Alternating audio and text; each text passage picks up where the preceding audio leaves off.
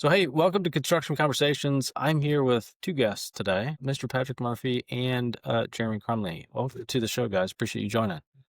Thanks for Appreciate having it. us. Thank you. So Patrick, founder of Toggle.ai, and then Jeremy, pre-construction director at Balfour Beatty. So it's Balfour Beatty. That's right. It's Balfour Beatty, which is, So you know, I try to screw up the name of either the guest or the company, just like heading right into the podcast, just to really sure. set the foundation for a solid conversation. But we normally start with the hard hitting questions. So what I wanted to start with was, what was your guys' first job, like first ever job? Let's start with you, Patrick. What was your first job? Mine was a day laborer at Coastal, our construction company, sweeping floors, cleaning job sites. It's very authentic. That's a good arc of your story. I Wish it like was sexier, but yeah. is what it is. Yeah. Jeremy, how about you? Uh, Mowing lawns. Mowing lawns. That's a Started classic. that, I think when I was 14 or so. I mean, you can develop a decent business. There's a lot of lawns to mow. That's right. But I think that, I hadn't quite developed drive yet. So it was more like, Yeah. hey, my dad's saying, hey, you got to go do this. And so I would do like, the Yeah. minimum. And When did you retire from the lawn business? I think when I was 16, like Okay. I got a job delivering subs, There you and go. that started. For Subway? Or no? I don't do No, it was a local place called Stuffy's that I think is Stuffies. mostly out of business now. Okay. Stuffies sounds like good sandwiches though. My first job was soccer post. I played soccer a lot portion of my youth. And so that 25% discount was very attractive to me. But all right, so now we've got the hard stuff out of the way. I am excited about this conversation. I think there's a lot happening around Precon and the focus of Precon, and there's a lot of money from the VC side heading into kind of the category of Precon, investing in different tooling. So I'm really glad to have kind of both sides of the conversation present to have maybe a conversation about not just the category, but also the role of tech. So maybe to start with, Jeremy, when you look at the challenges facing our project teams, are you seeing the increased focus in kind of Precon on attempting to maybe mitigate the some of the design complexity, or what is the role of Precon today in just the kind of changing environment of design and construction these days? I do think that owners are putting more of an emphasis on pre-construction services. Uh, I wouldn't say gone are the days, but it used to be, well, this is free con, and we're just going to go do what we can to help get our foot in the door on this project. Um, but I think that we're seeing owners value pre-construction services more and more, and understanding that their budget stays in alignment throughout design, and so that there remains a healthy tension between construction and design throughout the pre-con phase or the design phase, depending where your seat is. And no, I think that it gives an owner confidence going in. I mean, in a couple years ago, we were actually not awarded a project because the owner told us that they thought our pre-construction services were too cheap, and that they didn't think that they would get a good value in it. And we've seen owners try to, as far as when they're weighing RFP responses, put less weight on the pre-construction on purpose, so that that a company's not penalized Hmm. for putting more dollars there. So no, I do think that there are owners that are certainly seeing the value there. And has that increased focus, at least for Balfour Beatty, impacted maybe the technology stack that you guys have started to play with, or what is have anything impacted maybe your process and approach there? Yeah, well, I mean, I think that with the increased demand, it makes sense to have the people and the resources to provide a proper service, so that Yep. so that there is value to the owner, and certainly technology helps that. Hmm. And then Patrick, that's a little bit of music to your ears, right? As you work to, and I've we've tracked kind of Toggle and kind of your trajectory over the last few years. But you guys were a little bit ahead of the curve in terms of using technology to kind of automate the idea of picking up quantities off of drawings. And then kind of the AI thing happens, and now you're able to layer that on top of it. How are you guys seeing where kind of your maybe typical buyer has your typical buyer started to shift from maybe what it used to be to more of the pre-con category, or has that always been maybe a heavy persona that you guys have worked with? It really always was from the beginning. And the sort of quick history was growing up in a family construction business, coastal construction. I worked in all aspects. As I mentioned earlier, I started as a day laborer, worked in the field, worked in estimating, used to do takeoffs with my grandfather with a, scale ruler and a roller, right? And anyway, I sort of pursued a different career for a bit, came back to coastal after being gone, 10, 12 years, whatever, fresh set of eyes, started going through our financials and realized that the single biggest piece of overhead in our business was pre-con estimating. And the single biggest driver of that was takeoffs. And it was just like, holy cow, right? The business had grown and we're still have, how many dozens and dozens of estimators spending 50, 60% of their time coloring and counting. It was like, what are we doing? Like, there's so much more value to add. And that's not what they necessarily want to be doing. But as we all know, you have to have a good takeoff, right? So it's a critical component, but it's not necessarily how you're winning or losing jobs, right? The scoping and the value engineering and the bid leveling and all those, other things are so important. And that's where our team would rather spend their time. So that was like the light bulb moment that, gosh, if we can use machine vision to automate the takeoff and enable our team to focus on those higher value tasks, that's a win-win for everybody. They're happier. We can look at more work, hopefully win more work.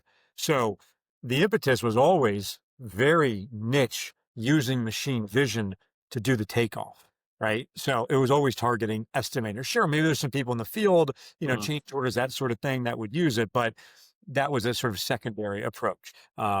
We always knew potentially we could get out to some maybe folks in the field that are doing change orders and some estimating, but the core was always estimators. Yeah. Yeah, no, that makes good sense. And one of the reasons we wanted to maybe structure the conversation in this way was really for kind of each of you guys to represent the kind of sub segments of the industry that you sit in, right? And so I think, Jeremy, as you hear that, um, how does that kind of resonate with what you think the needs of your team are?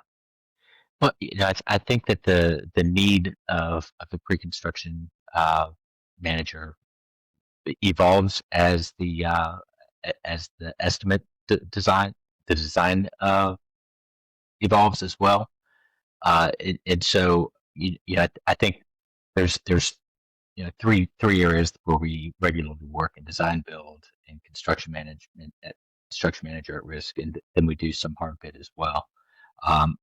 I think specifically Toggle works very well with the hard bid project where you've got defined quantities, everything is pretty well set, and that task can really um, be accomplished quickly. I think uh, on a CM at risk project where you may have a couple of very basic floor plans, one section cut and a couple elevations, it's more challenging to use the software. There's a lot more imagination that goes into developing the scope at an early stage, and then it really is you're developing buckets for the different line items at that point. You're transitioning to firmer and firmer um, pricing and scope as the design goes through. And so, I think we candidly struggle like when it would become a good time to come on to work on that. And frankly, I think that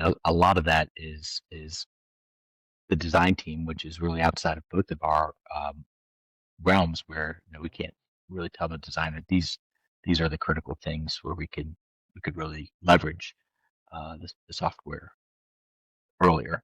And I mean, it takes time. Yeah. Yeah, so there's some wrinkles there as it relates to kind of the delivery method and the project structure. Patrick, where does your head go as you kind of hear that maybe perspective? I'm excited. The future of construction, I think of all industries, let me just backtrack, is going to change dramatically with AI. Construction is no different. And we are currently very focused on building out some capabilities that are really tapping into what Jeremy just said. What I mean by that is I believe in 3 to 5 years, if you want to build a new basic building, I'm not saying some crazy, unique, nuclear power plant, but just your run of the mill basic apartment, hotel, house, whatever. It's going to be a prompt, and hopefully you're going to come to Toggle AI, and you're going to type in your address, your budget, style of construction, and your use case, and you're going to get a full set of working construction documents. And the reason I'm so confident in that is because we're already doing it, and not with all trades yet, but we are processing hundreds of thousands of plans a day right now in Toggle, right? So we have millions and millions of data sets now that we're tapping into. So just think of a 4-bedroom house, 4.5 bath and a 2-car garage, right? If Jeremy gives us a sketch, Jeremy's the owner, just say in this case, right? And he gives us a sketch of that house on a napkin with a click of a button. I can basically give you the plumbing layout in a click right now. Because if you think about it, there's not an infinite amount of ways to run the pipes in that house, right? Especially if you have a database of a couple million houses. There's some standard operating procedures, maybe some affiliated code with how you do that, but you have a slope, you've got a drain, you got a vent, right? Once you know where the bathrooms and the laundry and the kitchen are, you kind of got it, right? And if you break things down trade by trade, there's not an infinite amount of drywall assemblies, right? There's some regional norms. There's some firewall. There's some waterproof. There's some things that we all know about of how you do drywall, but the assembly of it, it's been solved, right? We know what the stud placement should be, what kind of studs, the top track, the bottom track, and taking all that information of how it's been done across the world or country at least, and bring information that's usually done later on in the job on those 100% CDs and bringing that forward 12 months, 18 months is going to provide so much value to our industry, where we're going to be able to provide, I think, much better scopes, much better estimates, much better, schedules, because we have a much better idea of what's going to be needed. Now, I know there's a lot to unpack in that, and it's probably going to take longer than I think. Technology always does, but technically speaking, the capabilities are there to do this today. Yeah. So I mean, it is interesting because you're essentially trying to kind of realize the whole like ChatGPT meme, like ChatGPT finished this building. Same idea. But so where do you think we are in that timeline?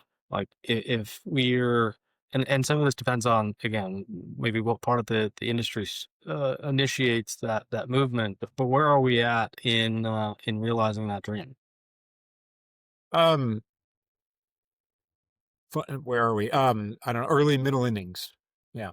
Where there are pieces of this we're going to start to release, hopefully, next year or so. And it'll be piecemeal, but when you put a bow on it, all comes together.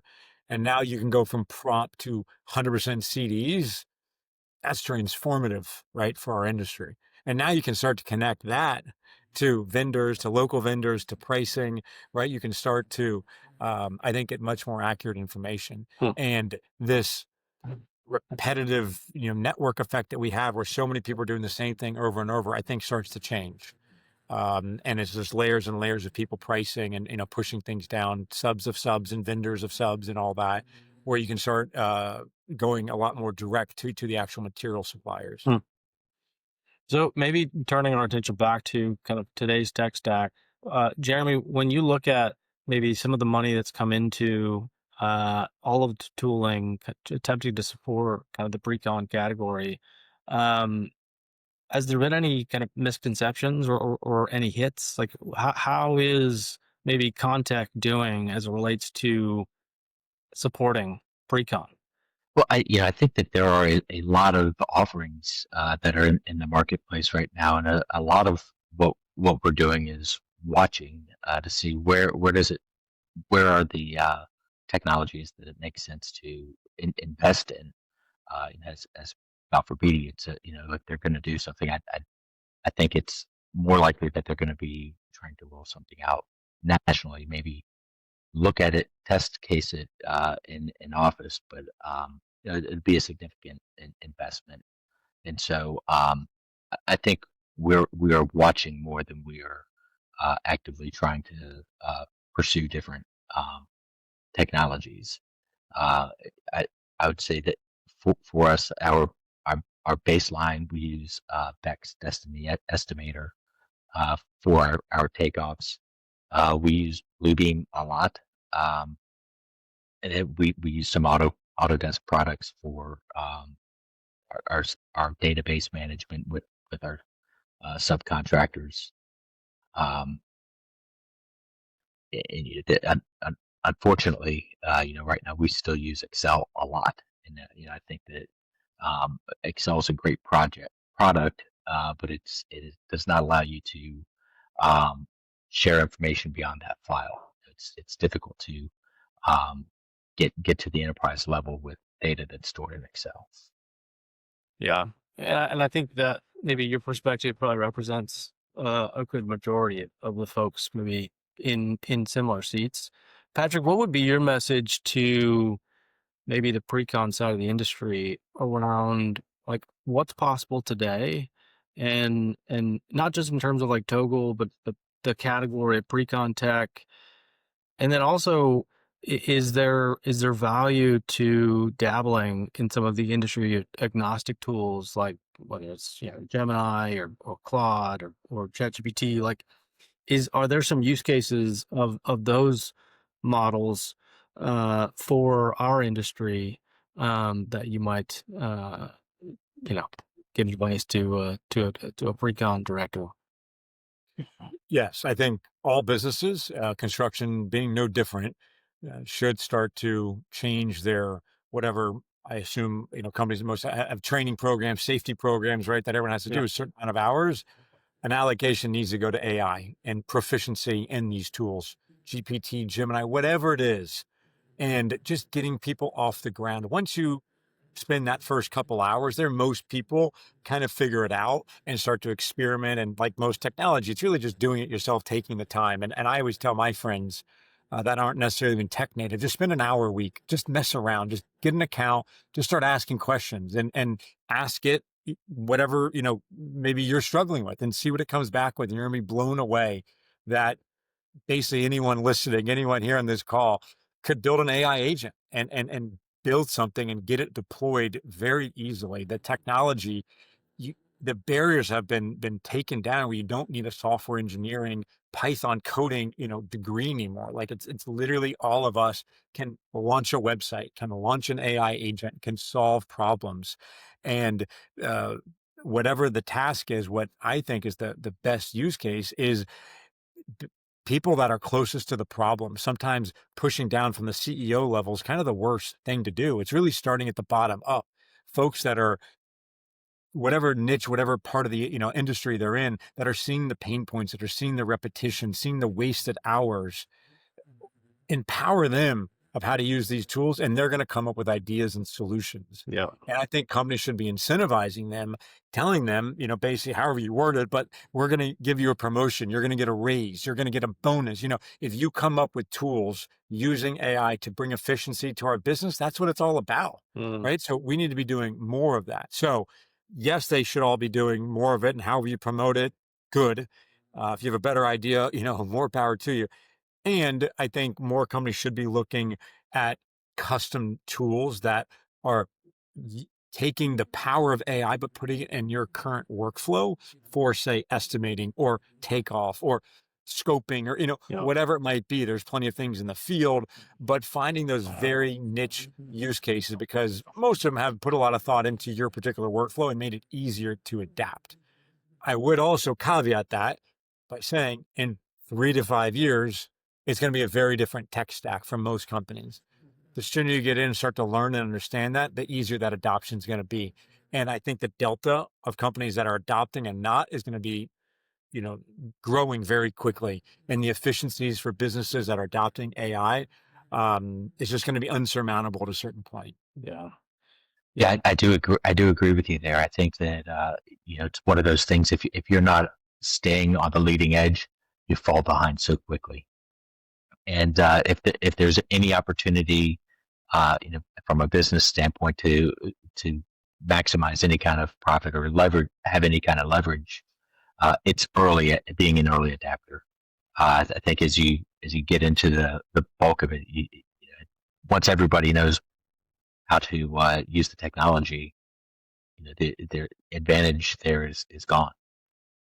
But I think there's all kinds of technologies that are not necessarily construction specific that we should leverage. I mean, as setting up for this call, Patrick could use Blockit to set the meeting. I mean, I'd never heard of that before, and I thought that was just a great way to Yeah, for use context, that. Patrick's AI demanded that I do something in an email, and then I had to read it again and realize that he was telling his own little AI agent to schedule a follow-up, and I was very impressed.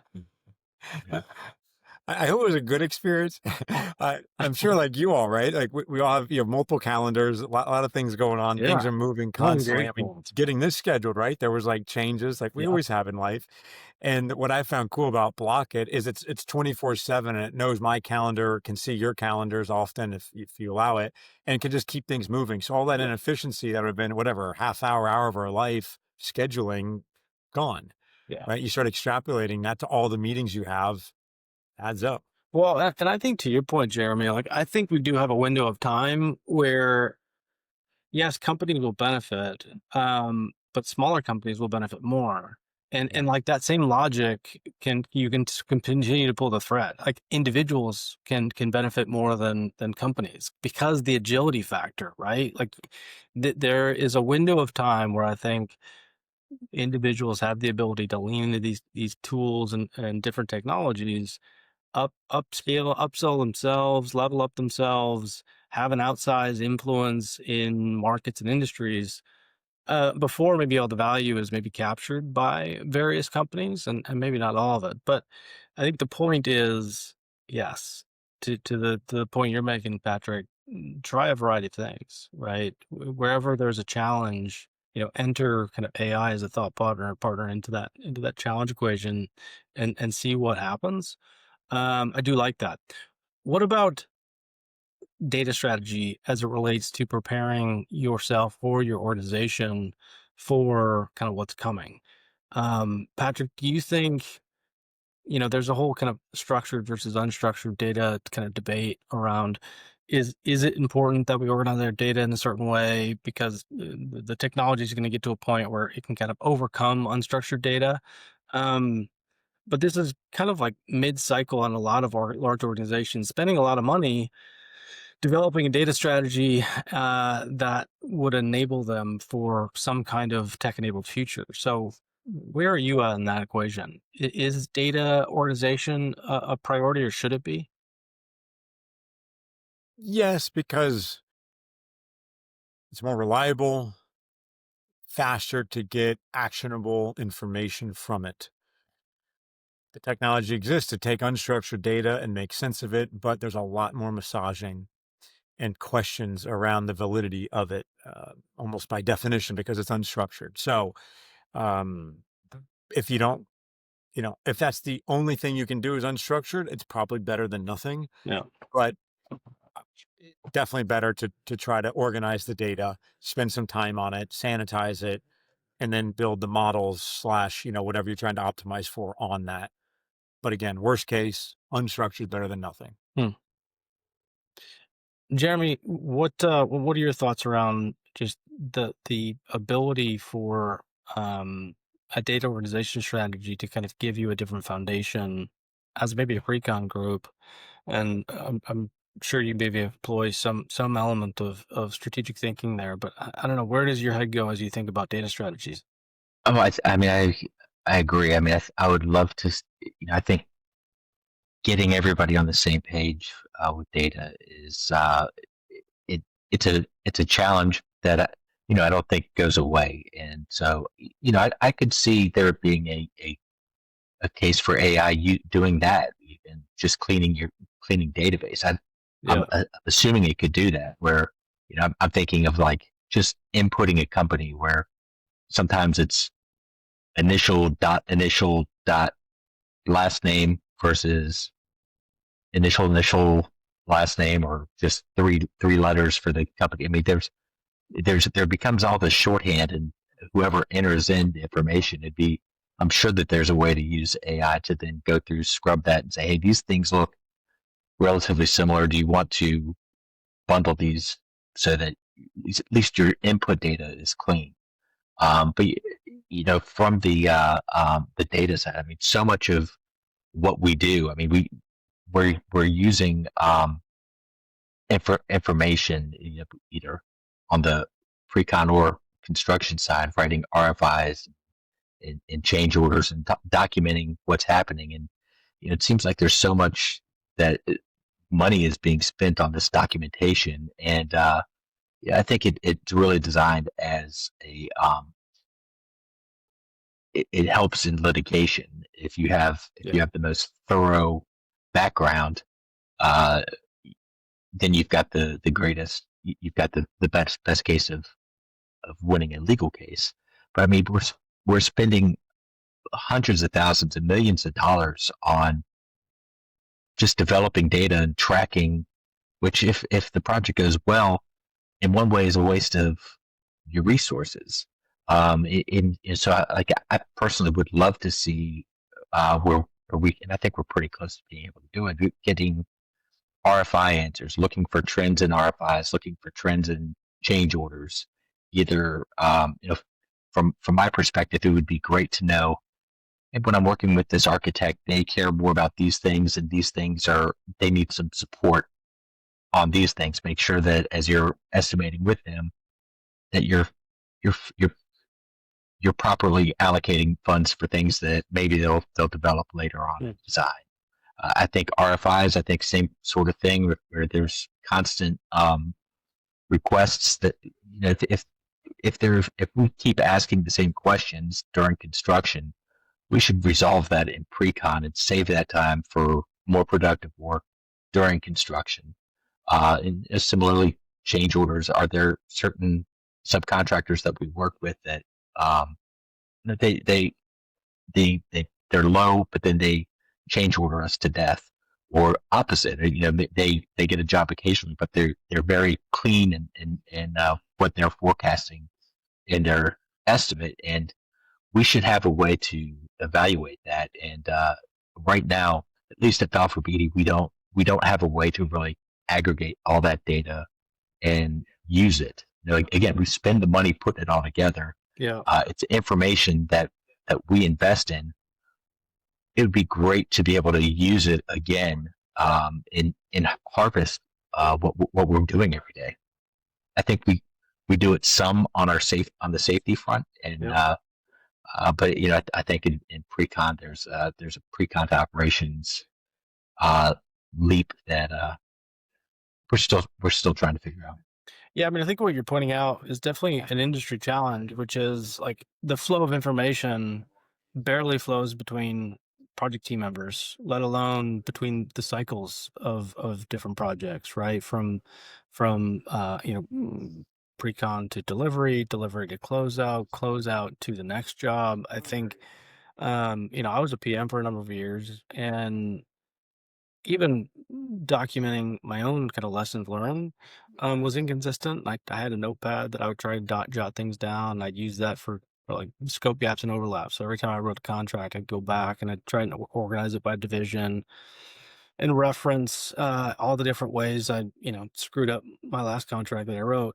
But that was inconsistent, and so I think you're pointing out what maybe a lot of people are frustrated with, which is the information is present somewhere. How can it not just be present when I need it? Um, is is that something that Toba will at least solve for an element of, which is if I go and I develop a takeoff for a set of drawings, and I capture information for that drawing set, does that information live in an environment that is accessible in different ways and queryable, or how do you is there a part of that problem that you can solve for us, Patrick? Yeah, look, our focus is, and it's really up to the user what they upload. Most of our users are uploading their plans, right? That's the starting point.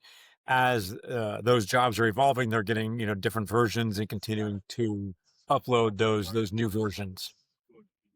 We can help compare those. Now that and I should say now, but over the last year, we have launched what we call Toggle Chat, which really enables people to go deeper into their specs or RFIs, emails, anything pertaining to a job. And like anything AI, the more information you're uploading that's pertinent to, say, an estimate, the more information we can give you back, the more we can help the user with. So, um, to that extent, yes, Steve, we can help with processing more of that if the users are willing to do it. I think there's still many steps to go when it comes to scoping, when it comes to estimating and putting the bow on it and doing the full sort of pre-con, workflow, bid leveling, et cetera. That of course we are working on. Um, so it's I'd say underway right now. The key thing though, I think maybe what I should have started with, quite frankly, is the collaboration tool. What's so different about Toggle is we're web-based, right? Compared to the traditional sort of legacy softwares, the on-screens, blue beams, et cetera, is we're more like Google Sheets, where if Jeremy has a takeoff, bid that's due, he can share those plans with 10 of his estimators with a click of a button. They all get a link, and he can assign them permissions. Maybe someone's doing doors, someone's doing windows, someone's doing flooring, and then Jeremy, as the boss, he can aggregate all that together. So if someone's working from Europe and some to South America on vacation, whatever, it doesn't matter. None of that information is lost. It's all web based. Same thing with the specs and the RFIs. Whatever information was loaded lives now in Toggle in the cloud, and Jeremy can access it just like anyone else that was working on that job. So you don't have these silos to break that down. So that's a big breakthrough for us. I like that. Yeah, I can definitely see the value. And I think it's a decent segue because it speaks to maybe how we're all interacting with each other a little bit differently, kind of in this age of AI and technology. What let's talk about GCs and kind of the role that GCs are playing and how it might shift. Jeremy, what are the next 5, 10 years looking for the value delivery with GCs? Do you see the role changing, or do you think that the current kind of mode of value delivery from GCs will stay the same relatively for the last 5, 10 years? I think there's two paths.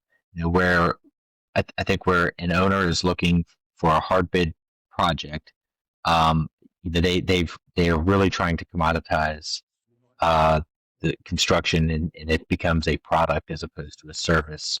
And so, I don't know that there's going to be a lot of change as far as the expectation from GC in that role. I think from the construction management side or design management in a design build project, I think that Patrick's brought forward a pretty interesting thought. I'm thinking through this as I'm thinking. So it's Yeah, he's doing it live. yeah. But if we get to the point where an architect or does a developer no longer sees the need for an architect because they can figure out the most efficient way to complete a building using AI, you wind up getting a standardized product. I think like a multi-family project would fit that mold. But if that's the case, if the developer uses AI and comes up with drawings, I mean that they start not necessarily needing a construction manager's help. But I think if it's a project that's more complicated, I think there's a question of at what point does AI do that as well. And so I think in my mind, I've thought that there's always the need for a construction manager. There's just from the standpoint of it's good to have somebody that has experience that can provide that guidance in a project. And I think that there could be a challenge as far as at what point. I think different product types. The question can be at what point is that of value to a developer? Right. Yeah, there's almost like there's the physical role that general contractors can play in terms of coordinating, site logistics, etc. But there's also the maybe legal role in that they play in terms of carrying various liabilities for different kind of developer groups. I don't know, Patrick, what do you think? What do the next 5, 10 years look like? I'm very hopeful, and there's obviously a dystopian view of what AI um, can do to the world slash technology in whole. And I think my dad, unfortunately, is in that camp. He tells me every day the robots are going to take over, and in 10 years, we're very he's very worried about it. I need to get his contact information. I'll have him on the podcast next. Yeah. We have fun conversations about it. I'm more in the camp cautiously optimistic. There's, of course, a scenario where things could go sideways, and there's no doubt it's not going to be perfect. Yeah. My biggest fear is the speed at which this technological revolution is happening compared to other revolutions, technological revolutions, industrial revolutions we've had in our history that have come over decades and decades. This one's going to be it's compressed, right? Each progressive revolution has happened quicker and quicker, and this one's going to be sort of a decade, right? Where it's happening very quickly. And you've probably heard of Jevons paradox, which basically says that as things become more readily available, it's used more. Think of lights. I don't know. We used to have, fires or whatever, candles in our houses. Lighting became easier. And now there's lights everywhere on streets, and I got 20 lights above my head right now and in front of my face, and right, like the lights are everywhere. It's so easy. Extrapolate that, and you think about it with technology as computers have gotten easier and cell phones. Everyone's got a cell phone in their pocket nonstop, right? Technology is everywhere. With construction, and if and as the development of plans becomes easier and getting to those CDs becomes faster, I believe that's going to lead to more construction. And there'll be more opportunities for construction companies and subs and all of us to have a lot more work because there is no shortage of infrastructure that's needed in our country or workforce housing. We're 4 to 5 million units short in our country right now of affordable housing. There's all sorts of infrastructure needs, whether it's grid, whether it's sewer. Right? I mean, there's a tremendous amount of work that needs to be done. And so I believe what technology is actually going to lead to a surge of more work for the industry. And I'm optimistic that that's the case. By bringing down some of the barriers, more will be available. So I think that's the direction we're heading. Yes, there will be curveballs. People's jobs will evolve. We're not going to be the same thing we are today in many cases. And people that keep up and are proficient in I think will end up making a lot more money in their current career in construction because there's going to be more to go around, but you have to keep up with those trends. Yeah, I agree with you. I think that it's more evolution than the dystopian. This is it. This is the end, and robots are taking over. I mean, I think that there becomes more dependency on the on AI and what technology provides, and I think that that opens up jobs. I think that there's people that need to help support that, and that's evolving right now. I still think that as far as a construction project build goes, I think that the path through the operations, I don't see that changing drastically, but I think that there's always a push for better productivity. As there's a labor shortage, we need more out of the people that we have to maintain what's considered the standard of delivery. So there's a prevailing theory that I think is backed up with some quantity of data that, AI is impacting kind of entry level jobs the most tangibly right now. And that's other industries. I think that same kind of thread could get pulled, I think, in construction uh, without maybe proper incentive alignment. And so I think when we look at these potential futures, I think a lot of it does depend on how how well are incentives aligned between frontline workers and different corporate initiatives. And so I do think like the future of ESOPs, like employee owned anything is really interesting because the incentives will be aligned so that this like grassroots development and utilization of AI will kind of combine with like the corporate kind of engine to push movements forward. So I could see ESOPs doing very well, or ESOP oriented companies. But do we, from a broader point, do we risk the same kind of trend for frontline entry level employee? Let's not talk about labor because we know there's a labor shortage. But let's talk about like back office entry level roles in the industry. Do the same risks exist in construction? Of, hey, do I need to hire that person who I'm going to train for 3 months versus can I start to lean into some of the agent stuff that's out there? Uh, and maybe just, Toggle's a tech company. Patrick, have you started to see that, whether it's like customer success or sales? Have you seen some of that kind of trickling into your business? Yes, and my um, my first job was at after working at Coastal Construction Business. I went to work at Deloitte, and that entry level job, as I was sort of leaving Deloitte, eventually became outsourced, and it was being done offshore. Now that same job is really being done by AI and bots. So then the question, I think, what you're saying, Stephen, obviously now the first 2, 3, 4 years of your career, what are you doing, right? How you learning? And I think we're working through that right now. And I don't, and I just use that as an example in accounting, but it's true in every industry, in Yeah. construction, and you name it. And I haven't seen a good answer for that. But if you see the metrics and who's being hired and where unemployment is, it's those college grads that are suffering right now because of AI. And a lot of companies are hesitant to hire those junior employees fresh out of college because they've got AI doing what often that junior level task would have been, and filling that gap. Now there's also some economic uncertainty, and people not wanting to have inflated payrolls and all. There's compounding effects here, but I don't think that's been sorted. I do think, hopefully, again, back to the optimistic version, is the education system is going to evolve to prepare those students when they're coming out, that they're entering literally as more mid-level. And I believe in a lot of roles, uh, entry level positions are going to be managing those AI agents and managing the AI tools in a much more, efficient fashion, perhaps.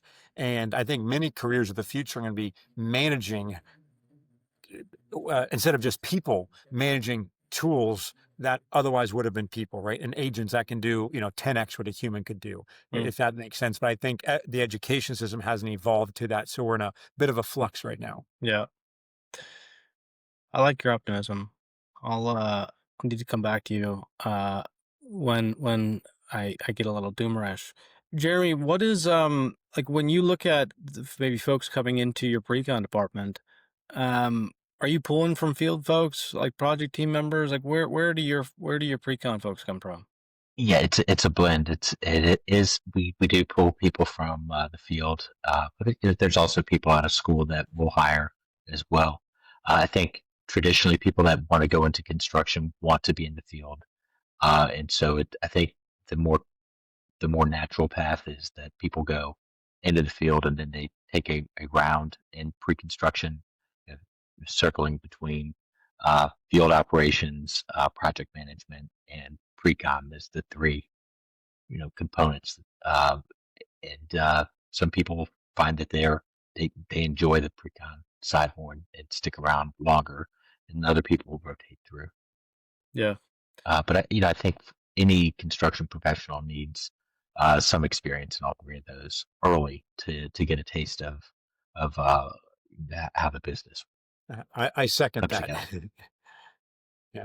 Yeah, no, I think that's, we this is the 28th maybe episode that we've had, or 29th.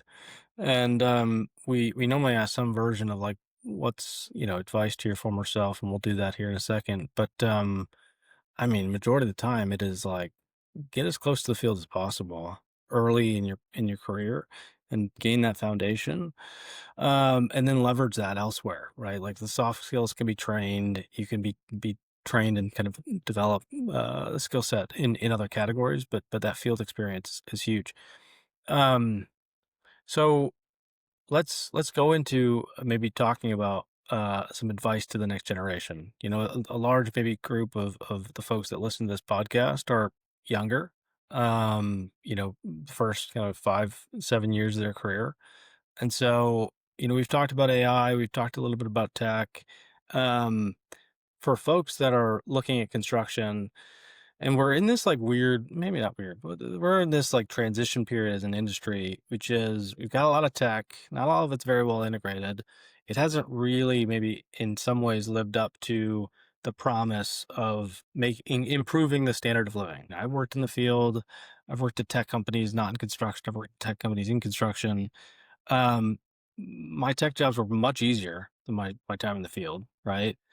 And so we haven't necessarily made the lives easier of the folks in the field. And so, but there's still a lot of like promise that may be in the future.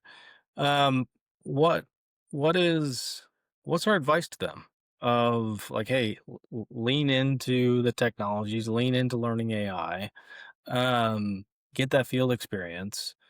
What else should we tell this next generation so that they can survive this age of AI? Jeremy, any thoughts?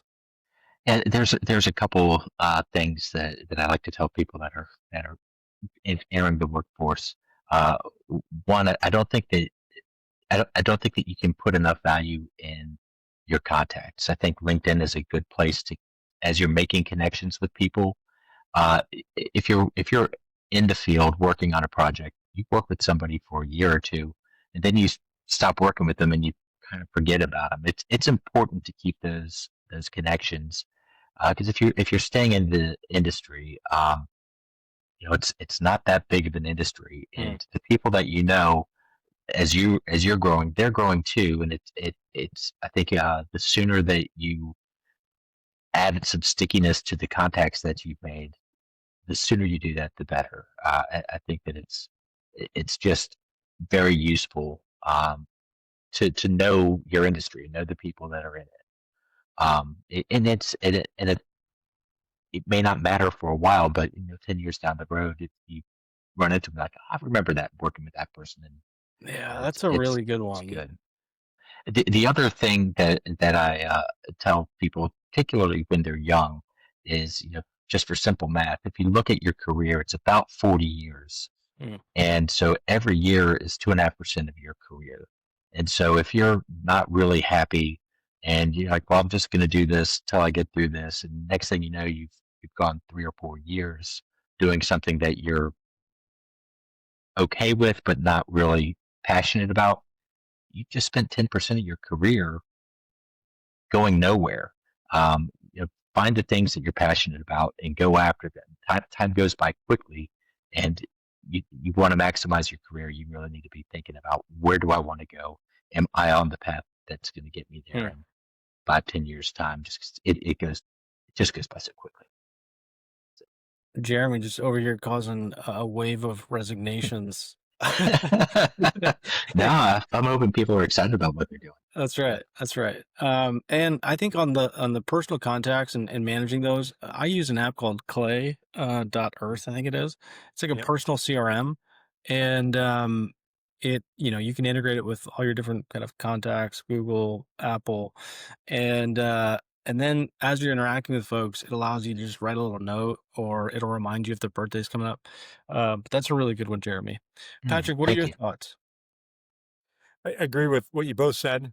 And I think thinking about what we as humans do best Mm, is where we should be focusing. And I think really what Jeremy's saying there, that personal aspect, the not what you know, but who you know mm, kind of thing, is going to be more and more important as life goes on, because the price of knowledge has basically already gone to zero. mm, And we all have and will have super intelligence in our pockets every day and on our computers, right? With what these models are doing. And whatever question it is, whatever detailed information you need, math, science, engineering, you name it, is going to be solved with the right prompt. Right. So the power of that is hard, I think, for anybody to really wrap their head around, and how that could start to really, trickle down to various industries like construction. But what I think that means at a very high level, at a 100,000 foot view, is that jobs in construction are going to be some of the best paid, because I think the historical knowledge jobs are going to evolve very quickly. And those that are working with their hands, that are in construction, for example, the mechanics, the plumbers, and electricians, etc.